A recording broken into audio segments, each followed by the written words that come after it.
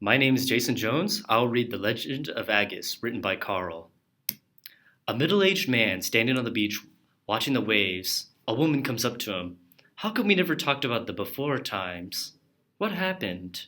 A pained look across the man's face. We never speak of it. Never. Why can't you let me live without grief, without pain? You couldn't understand. He stares out in the sea and bows his head. To know this story is to learn of a true hero.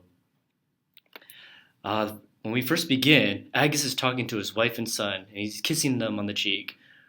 Sad music is playing, and he sees them for the last time, waving goodbye. Agus climbs the mountains. He travels thinking only of exploration away from the peaceful little town. Agus speaks. I should head back. Lord knows they will wonder of my absence. I must get home now.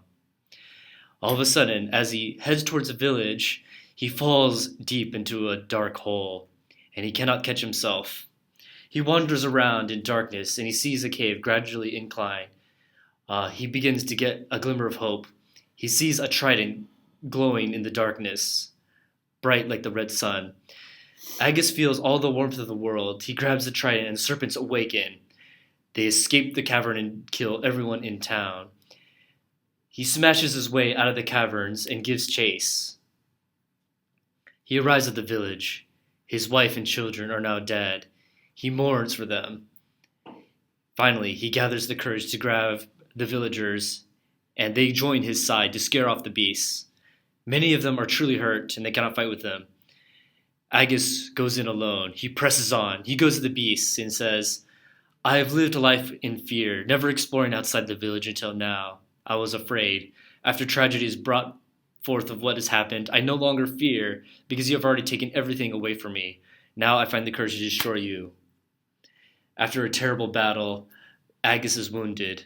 He says, I shall no longer fear, because we are powerful, and the likes of evil will never conquer us. Together we stand undaunted. Agus passes away, but his legend lives on through the monument and the hearts and souls of his people. Agus taught us to be brave, to conquer the fear that is our nature. He will survive because the statue is tall and mighty, and it reigns high. We too shall raise our cups and honor him every single day. That, my friends, is the Legend of Aagis. Hello, my name is Olivia Beigh, and I was in charge of the scenic design portion of the world.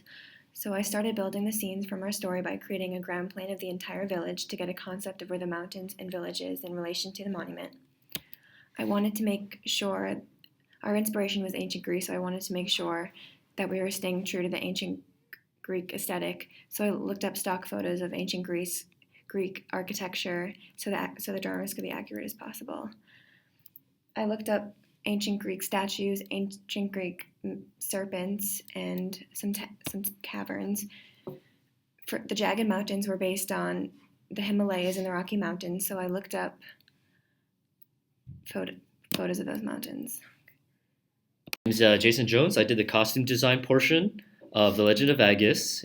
I follow a Greek traditional style clothing where the men wear robes and the women wear toga-style dresses.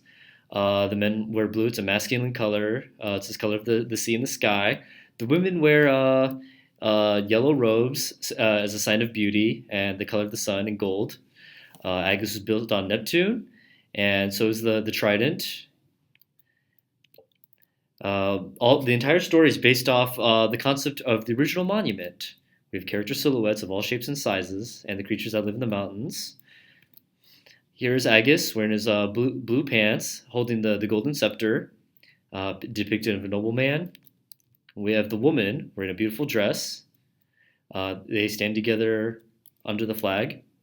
Concept designs and the armor that Aagis eventually sheds. Life at the village, and a depiction of the serpents themselves. They look fierce, they're monstrous, and we have inspiration and concept art from DeviantArt and to capture their monstrosity. That's the costume design portion. Hello, my name is Christian Loria, and I did lighting for Aegis and for Team Trident. So the main concept that I was trying to follow, especially as time is constantly moving forward, so we start in the morning and we end in day, like at sunset the next day. It's the saying called "Pink skies at night is a sailor's delight, but pink skies in the morning is a sailor's warning." So with this opening scene, I wanted to give that sense of warning. So I used these red lights. These are my concepts that I decided to use. And then this is the color and my rendition that I did in the lighting lab. As we keep moving forward and we get closer to the cave, the light starts getting low. It starts becoming night. You can see that the blue is adding a sense of suspense, but also playing in turn with Aegis. This is the color. You can see my rendition and the entrance of the cave. You can see the sunset on the rocks and the hard angles and stuff like that to show what the rock looks like. For the trident, I wanted to give this sense of the sword and stone type feel with the only light emanating on this trident that is also kind of its own source of light in a way because it's gold. This is the rendition. It doesn't look as good. I wanted to give the sense of the sunset being in the back as a very low sense of lighting so we can still see faces and like that in the rock formations. For the serpent battle, I kind of reimagined the serpent as being green to represent greed for the trident, and Aegis being blue. So this storm feel and these lightning flashes on Aegis's face also gives the sense when Aegis is winning the battle and stuff like that. At the end, I kind of thought of this giant mesh of all the colors together. The blue of Aegis, the gold of the trident, the red skies at night for the sailor's delight, and the green and the bluish tint of the ocean to kind of play with Aegis and the serpent. And this was my rendition.